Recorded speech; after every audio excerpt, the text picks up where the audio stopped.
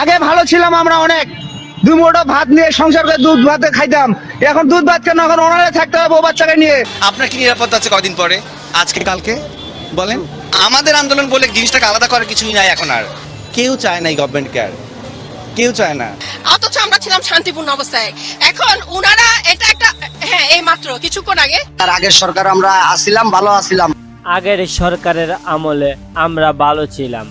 আগে আমরা দুধ ভাত দিয়ে খেতে পারতাম, এখন আমি নিজেই চলতে পারি না, আমার পরিবারের আরো 5 জনকে চালাতে হয় আমার।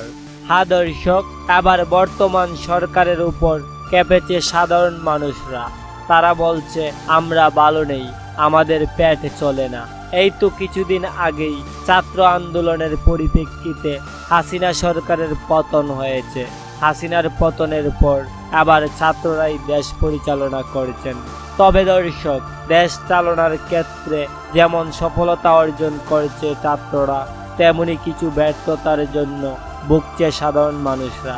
এই সরকার গঠন হয়েছে এই তো কিছুদিন হলো, তার মধ্যেই দেশে চলছে অরাজকতা। দেশের মানুষ শান্তিতে ঘুমাতে পারছে না।